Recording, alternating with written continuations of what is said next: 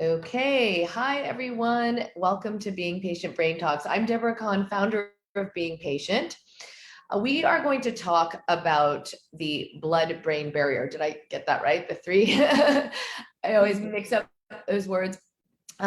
We are going to talk about how this barrier, which surrounds our brain and allows things to go in, or is a very protective shield of our brains, how it changes as we age. And I'm really excited to have with us Daniela Kaufer. Some of you may remember her because we had spoken in the past about her extensive research on stress and how that impacts the brain.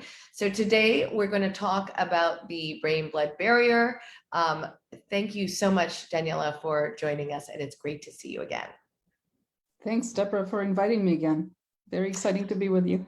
Okay, let's start first. Let's start by giving people an understanding about this barrier and really what it means for our brains. I always picture it as the thing that's keeping our brain together, but it's a very, is it fair to say it's a protective barrier? Yeah, so I think the name itself is very misleading, right? I get two things. One is people describe it as you did, sort of some membrane or balloon around the brain, which they exist. There's three of those meninges, but that's not the blood-brain barrier at all. So there are protective membranes around the brain, three of them, and that's not it. And then other people say sometimes like it's probably something here, like a gate, and that's not it as well. So what it is it's in the wall of the blood vessels and the small blood vessels and the capillaries, and your brain is very, very full of blood vessels. It's actually, a majority of oxygen and glucose consumption in the body, especially per weight, goes to the brain. So it's very rich in blood vessels. And the blood vessels around them have a cellular and molecular elements that act like a filtration system. So if you think about it, it's like liquid that have extra filters around. So in the rest of our body, when blood flows, we actually have a lot of exchange with the tissue around it from the blood vessel. But here there's filtration that protects so things don't just go in. So cells, for example, don't go in. So if you get a cut in your finger or anywhere in your body, there will be a rush of immune cells to that area. But because of the blood-brain barrier, immune cells cannot cross just readily into the brain tissue, for example. So it's protected from cells, and it's protected from toxins and blood molecules, endogenous blood molecules as well. Okay, and this is obviously part of our brain that, so why is it relevant to aging? I mean, we know what happens, for example, when a brain atrophies as we age, and especially people who are impacted by neurodegeneration. But when we talk about the brain-blood barrier and aging, what do we know? So I'll make it easy for you and for our other listeners. The blood-brain barrier, the way that we say it, so it's easier and shorter, BBB. BBB, okay, the triple B. We call it BBB. So, so what we know is that for normal brain function, the blood-brain barrier works well, and it's a filtration system. And the other thing that was known in the field for many years was the observation that in some neurological, actually most of the neurological disorders, you will see some dysfunction of the blood-brain barrier. But as you talked about atrophy, you see dysfunction of brain components, and one of the brain components that you see dysfunction is this blood-brain barrier, is this BBB. But that could be something that just epiphenomena. There's this and this happens. It doesn't necessarily cause one another. We had early on, some years ago, started with asking a question about traumatic brain injuries, actually. Right? So traumatic brain injuries, there is an actual injury to the blood-brain barrier. And we had some idea that this might actually be part of the disease development, meaning in patients where you will see specific dysfunction sustained prolonged dysfunction of the blood-brain barrier, maybe that actually causes the downstream neurological effects in those patients. So we studied that, we understood a lot of the it turned out to be true. That is indeed the case. You can actually take out the whole injury part and only manipulate the blood-brain barrier. We would open it locally and just wait and see what happens in the brain. And over weeks and months, this brain tissue will develop pathologies. And we started understanding a lot of the process and the steps in between. There's a blood molecule, a protein in the blood that actually gets access to the brain and then binds a receptor and then activates, and then there's inflammatory and everything that follows that.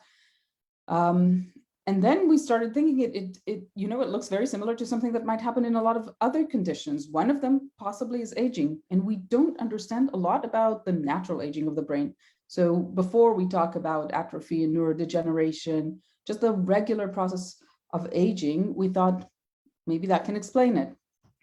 And so that's the newest set of papers that we wanted to talk about, where we actually showed that it plays a role. So there is dysfunction of this barrier. When we showed it in mice and we showed it in humans. And when you follow a population of mice or a population of humans, you can see that most will have an intact blood-brain barrier in their 20s and in their 30s. We looked at human. Some do not, but most will. And then as you go towards middle age, you see some people start having some dysfunction of the blood-brain barrier. And when you get to about 70 years old, there was somewhere around 75% of the population showed some dysfunction of blood-brain barrier. So how do you see this? Is this through a PET scan? Like, how can you, as a scientist, look at our brain-blood barriers and see that there may be leakage or deterioration? Yeah. Multiple ways. So when we do it with patients, there's a dynamic contrast enhanced MRI protocol, meaning we have a contrast agent. The contrast agent is injected into the subject in IV. And if the blood-brain barrier is intact, it cannot get into the brain. So we only see it in the circulation, but the brain, when we scan it, is still very clean. And then if there is dysfunction of the blood-brain barrier, it will leak into the brain and you start seeing signal in the brain. And we can create maps. And this is a technology that was developed by my collaborator, Alon Friedman, in Dalhousie University. And he scanned at this point hundreds of patients and created an algorithm that now makes a permeability map and quantifies the amount of leakage that one sees and where it is in the brain. So that's one way that we can see it. We could do the same MRI on our animals. And the other way is we take brain sections, but this is post-mortem. After the animal or the person is no longer alive, you can take their brain and stain or quantify in other means blood proteins in it. And so we've done that as well. We've done post-mortem studies on humans and on mice. Right. Okay, we're getting several questions in.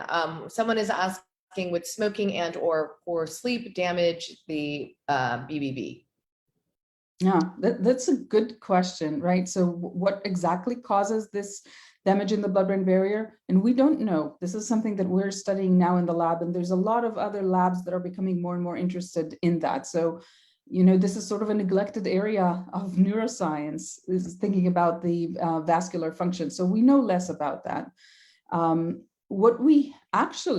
The way that we got into this field to begin with was when I was a graduate student, and Alon was a physician in the Israeli army many years ago in the 90s in Israel. We started with a study that looked at the effects of stress.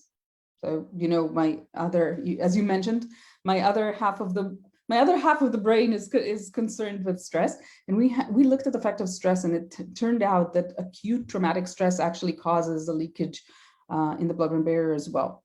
So, when your listener is asking about sleep, poor sleep is something that causes stress, or there's mechanisms of stress that are activated with poor sleep. So yeah, that might be. We also know that there are some diurnal changes throughout the day and night. There are changes in the dynamic function of the blood-brain barrier. So we think that there are important parts there, and there are other mechanisms that are beginning to be revealed. That sleep, for example, is very important for cleaning the brain from Microglia all coming sorts out. of protein aggregations and so on that we know are not helpful for neurodegeneration. Or so sleep, I think, is very important there, but we don't know enough yet about the mechanisms of why in some people there's this dysfunction, and others we see complete resilience throughout their life. Okay, I want to talk a little bit about your stress research and how you came about this, because last time we spoke, which was quite a couple years ago now, you were telling me that what your research found was a little bit of stress is actually good for the brain, but too much stress is actually debilitating. Is that because, and at that time you were saying, if we produce too much of certain chemicals, then it can be very bad for our brains, also, generated by stress. So I'm wondering, is it the brain-blood barrier that it's actually harming? Is that the relationship there? When we're too stressed out, we release too much of certain, hormones, chemicals, what do I call them? There are hormones and there are neurotransmitters and chemicals that are released. So people are very focused on the hormones that are produced in stress, adrenaline and cortisol. Everybody knows about that.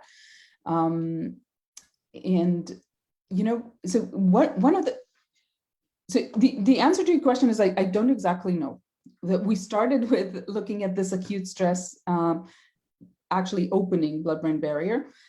Then I went on to study stress in other avenues, and we went on to continue with the blood-brain barrier in the realm of more traumatic brain injury and epilepsy, and we didn't really make the connection. And only now, somehow 20 some years later, we're coming to start to put them together and ask questions about how stress throughout life affects the function of blood-brain barrier in aging, and the interaction specifically of stress, aging, and Alzheimer's disease. So we're trying to ask that also on the background of genotypes that are specifically vulnerable, right, for AD.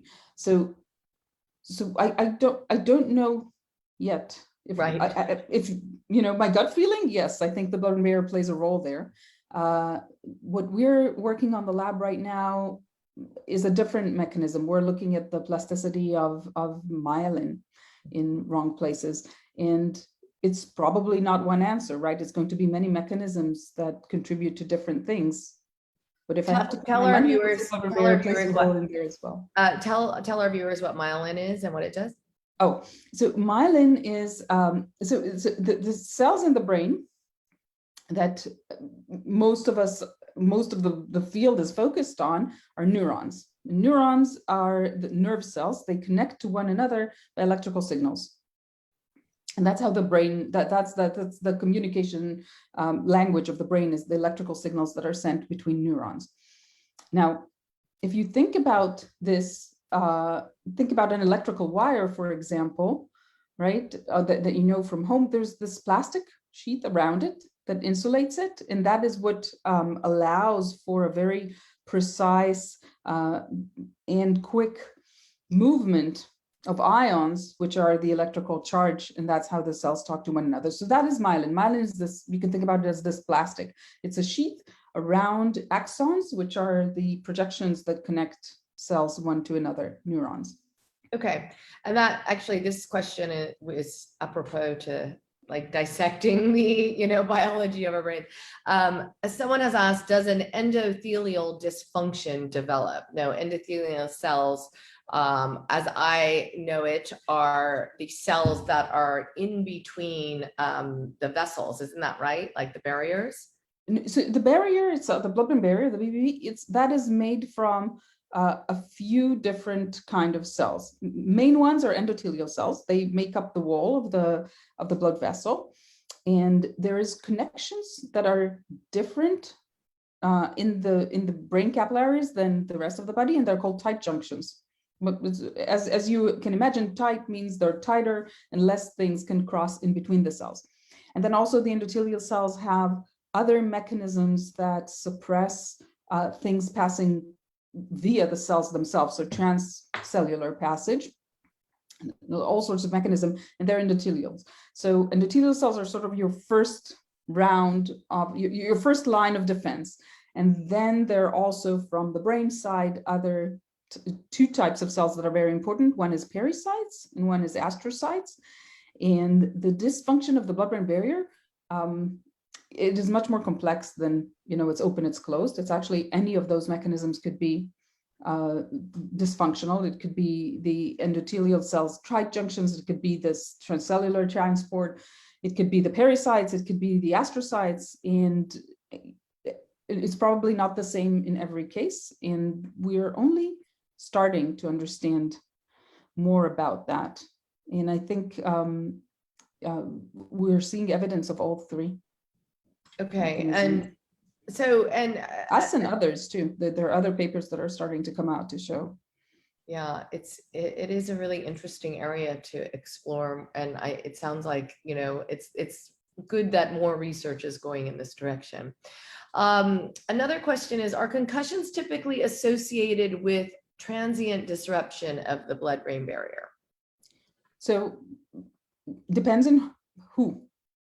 Sometimes it's transient. We've worked with football players. That's the most obvious ways to show that. And some of them some of them do not have a blood-brain barrier dysfunction. Some of them have a blood-brain barrier dysfunction, and the next time that you scan them, they're fine. And some of them we get to see a year later, and there's still dysfunction there. So this dynamic effect, the dysfunction of the blood-brain barrier, and then it heals in some people, but it doesn't heal in others. We don't understand yet. We know, we document, and we see that that's the case, but we don't understand why in some people it's like this and some others it's different. It's very clear that repeated concussions or repeated mild traumatic brain injuries are something that exacerbates that. So if we look at animals and they would get this very, very, very mild hit. Actually, you can't even see. Then they wake up from the anesthesia and they go away. They're fine. The second time, they're okay. Third, fourth time, we start seeing effects of that, both neurologically, like symptoms, but also on the blood-brain barrier. Oh, interesting. When we scan their brains, we could see that there's a deterioration with each additional hit. Additional hit of anesthesia of concussion. Let's say the concussion. Oh, okay. Okay, concussion. Yeah. Anesthesia is actually protective. Is it? Yeah, in the animals at least it is. Interesting. Yeah. So I should say that Daniela just recently published an article in Scientific American, and one of the things that I was encouraged by is within this article you say that a leaky brain-blood barrier has to be considered, and that actually what gives you optimism is the results of your work strongly hint that the aging brain retains a capacity for reshaping and restoring itself. That to me caught my attention, because is it kind of like the liver? Like, is our body capable of repair in certain aspects of the brain? Because we often think of brains, we think of neurodegeneration, a non-reversible condition. So that made me really perk up and think, well, what does that exactly mean? Right. So, that was, I think, to me, one of the highlight of optimism in my career, I think, was that, because this was a control, right? So the way that I understand the process, the way that we were starting to unveil what the process is there's this cascade of events, right? With the protein, and it gets in and it activates, and then there's a lot of inflammation, very, very massive inflammatory response of the brain, and then it changes wiring, and it increases excitation, and it decreases inhibition, and all of those things that lead to neuropathology. So we understand that this is a process that takes long, and thought, this is lovely. We found an initial event. And we knew that the event is very important, because we could take a very young mouse and just inject this protein and then start following it. And in a few weeks, this mouse brain looked like and functions like an old brain. So you don't even need other components of the aging process. This was enough to recapitulate that. And said, okay, so now let's do the opposite. Let's see if we can block it, right? So what do? Let's take young, middle-aged animals, we block it, and now we let them age, and we prevented it from happening. And that was the case. And I said, okay, so now we take another control for that. And the control would be, we will take them after the damage is already done. We're going to take aged animals and block this process and see what happens. And if I had to put my money then and bet on the result, I would say the result is you can't, right? The damage has already been done, as you said, neurodegeneration. There's plasticity of those sites, of those neural circuits. It happened. We're not going to be able to reverse that. And that negative control group ended up being a really interesting experimental control group. And then we repeated that in all sorts of different ways.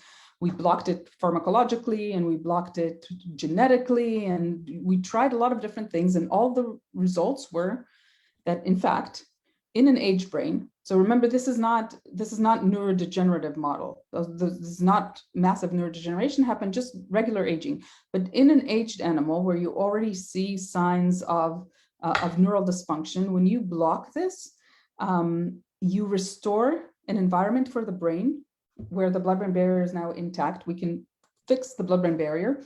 The inflammation goes down, and within days, we start seeing neural activity normalizes. It's like a fog. It's like there's this inflammatory fog that just sits on the brain. And when we remove that, the capacity, the plastic capacity and the normal neural function, it's there.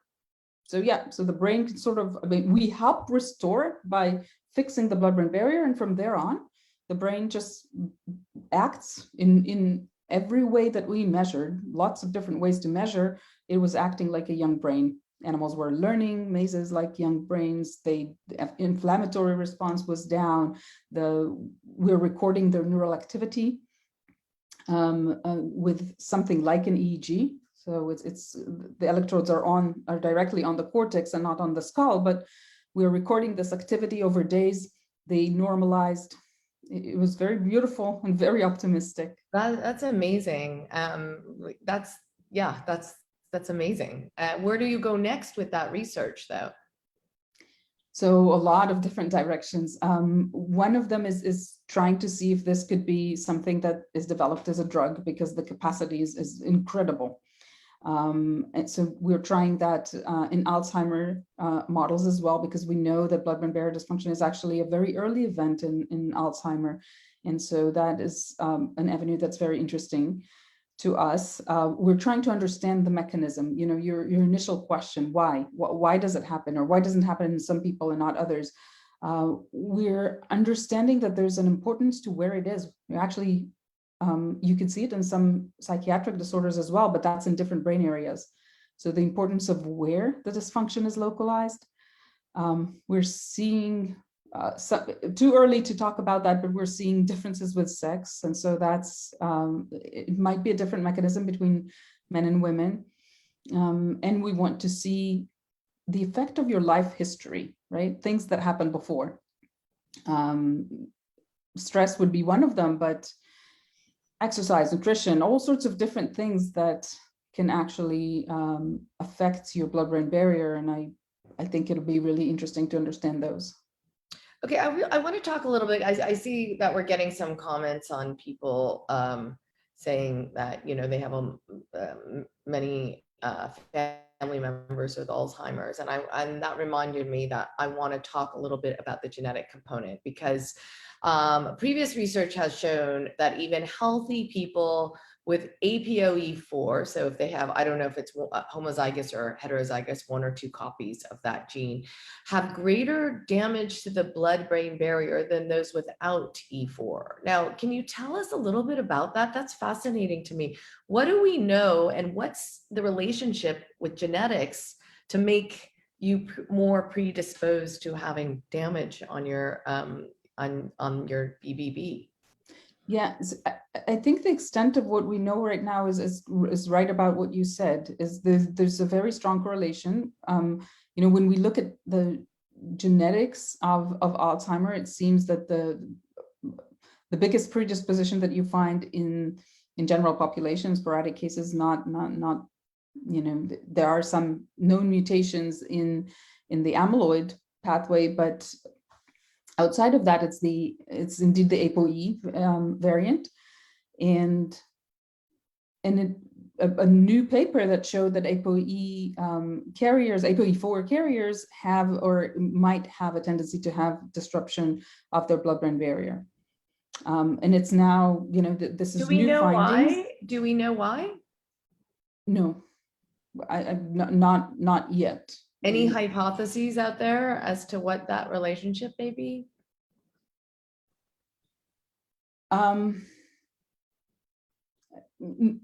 I think not substantial enough yet, not yet that we know, but it's new data that's coming out, and there's going to be a lot more understanding of it. And I think it comes at the same time that, a lot more attention is now given to the blood-brain barrier. And so yeah. I'm sure in the next few years, we will find a lot more about the why. So we often speak of the brain-blood barrier as in the context of microbes getting in, right? Things that shouldn't be there. So what is your research? Is there any research about that? We've talked about viruses in relation to Alzheimer's, right? So is it possible that if you have a weaker blood-brain barrier, then perhaps you could be more susceptible to microbes coming in, or how does that all work? Am I explaining it in too simplistic? Yeah, you're explaining it beautifully. Yeah, so most pathogens wouldn't necessarily cross the blood-brain barrier. Some do, but mostly they don't, and so they don't get access to the brain. And that is when we try to explain why the blood-brain barrier. This is one of the explanations. We want to protect the brain. So the environment is such that it is protected from pathogens. Now, when we say there's a dysfunction of the blood-brain barrier, does that mean that anything can go in? No, it doesn't mean that, right? So it's selective. So you really want to think about it as a filtration system that changes selectivity. It becomes a little less selective, but it doesn't mean that everything from the blood now spills into the brain. But there are definitely thoughts about, yes, sometimes it could be in a way that viruses can get access to the brain, and you get now, you could see viruses. You could see cells in the brain, cells from the immune system, or maybe you can think about cancer cells that might get access to the brain this way. We have someone actually specifically asking about fungal infections. Can they cause damage? Can they break the BBB causing damage and the onset of Alzheimer's? Yeah, that's a really interesting way to put it, because it does go both ways, right? And so you can imagine that if the blood-brain barrier is dysfunctional because of some reason, and fungal infection, for example, would have access to the brain tissue, that would be very damaging. But also a big inflammatory response in the periphery can cause a leakage of the blood-brain barrier. And so that could be a cause for opening of the blood-brain barrier that then lets the access in. Do you have, Daniela, I've been, keeping abreast of latest technologies and research, one of them being focused ultrasound, which is beginning to be studied in the context of getting medications to specific parts of the brain. But actually, I think technically what that technology does is it really opens up the blood-brain barrier. So do you have any thoughts on that? Is that a dangerous thing to do? Could that be I'm just wondering, as a scientist who studies the blood-brain barrier, what your thoughts are. Yeah, so sometimes it's critical to get drugs into the brain. Brain cancer would be one of the very obvious examples. You want chemotherapy drugs to get in, and they don't cross. And the biggest problem is how to get the drugs in. And in fact, you can't find in the pharmaceutical industry some companies that are thinking about how to open the blood-brain barrier because they need to get things in. We don't really have anybody, I think, or that I know of, that is working on how do we close it to restore the healthy environment of the brain. So sometimes it's critical. You have to open the blood-brain barrier to get some drugs in, right? I think one of the critical issues there is going to be the timing. And so if it's a transient opening and it heals right back, then that probably doesn't do anything. We can infuse this protein from the blood directly into the brain, but if it's for a very short time, it doesn't do anything. It needs to be more sustained. So a chronic opening of the blood-brain barrier, I think, horrible idea, but if it's something short to get something in, that may not have the same effects. And I think, it depends what you do it for, but usually you wouldn't do it just for fun, that it's done only when really necessary. So how should we look at research on the blood-brain barrier? Is it a step where are we going with this? Is it, the more we learn about this, the more we can control maybe what enters the brain and what doesn't? Or is it, making drugs, different drug therapies to strengthen our blood-brain barrier? Where is the research heading in all of this, and how do we as people who are not in the scientific community view this research in the context of unlocking some of the mysteries behind Alzheimer's disease? Yeah, I think the key here is that it became clear to many different scientists in a lot of different places that the mechanism itself is it's much more important and plays a role in mechanism of disease. It is not a byproduct of, it's not something that exists there, and all we need to think about it is mechanically, how do we open it up so drugs get in? And that's where the field have been for a very long time. And now it's clear that this is part of signaling mechanism in the brain. And there's actually pathways that are activated by this disorder, and that there are many different layers and levels of the selectivity there. And once we get an understanding of that, then I think we're going to be a lot more equipped to try to design very selective drugs, and use technology for that. So you might think about clever ways to get things into the brain. If we understand very well how the process works, we don't necessarily just have to blast with ultrasound and open locally blood-brain barriers so that everything can get in, but maybe we could actually get in only what we really want to get in, and direct and target those particles in. One of the most important advances, and the newest Nobel laureate, John Verdowna, is gene editing, right? And so you can imagine neurological disorders. If you want to do some gene editing in the brain, also you're going to have access into the brain cells to the machinery that's involved in that. So there will be a lot more, I think, research into technologies that will allow, and when I say technologies, I also mean pharmacology, as well as different technologies that will let us control the selectivity of the filtration, what gets in, what's get out, the timing of that, and where, right? So you can imagine at the end something, can you be so precise as to say, I want, an opening that will last for 30 minutes in the hippocampus while I only let this one particle in, then I need it to be closed up again. If you could be that precise. Yeah, it's fascinating. What's the next phase of your research? Now, I would encourage everyone to read the Scientific American paper that you wrote, but what's coming next? What do we have to look forward to?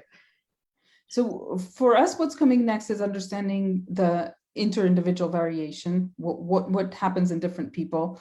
I think understanding resilience is really important. So both in stress and in the aging research that we do, we're trying to understand not only what goes wrong in some people, but understand how some people are protected. And with stress, for example, we find that it's an active process. This is not that something happens in some brains and nothing happens in the brain that undergoes stress and didn't show a behavioral effect, for example. But there's actually a very active process of the brain to compensate. So there's massive gene expression that happens in those resilient brains. And so we want to understand that in this whole process, and try to tie it now to a story in which we start to understand brain function throughout life. So I have to tell you, every time since I talk to you about your research on stress, every time I'm getting stressed out about something, I stop and I take a deep breath and I think about what you told me. A little bit of stress is okay, too much, no, you know. So you did have a big influence on my life. Oh, yay, that's great. So people want to know where they can read more about your research. Is there a place? I think UC Berkeley has a page we can link to. Is that right, Daniela? Right, right. Yeah, and I think the Scientific American explains it in more lay terms, and then the Science Translational Medicine is an open access to papers that anybody can get to. And if you go into Berkeley News and just type my name, you will see all the news that Okay, would come to we'll us. post it too in the chat of this talk. But thank you so much, Daniela. I love talking to you. Every time I talk to you, I feel like I learned so much. I learned a ton today on the blood-brain barrier, and we wish you all the luck with your research. Don't forget to come back and tell us every time you have a new discovery. We like to keep up with the research, and a lot of our members of our community impacted by Alzheimer's or who have the Alzheimer's, the APOE4 gene, I'm sure would love to hear more in particular about this research. So thank you so much for joining us. Thank you guys for having me. I love the opportunity. So if you've missed any of this interview, don't forget that you can view it on beingpatient.com. Don't forget to sign up for our newsletters. That's when we tell you what the next talk is coming up. I'm really excited to keep abreast of Daniela's research. So thanks so much for joining us again. And we look forward to having you on again. Thanks. Bye.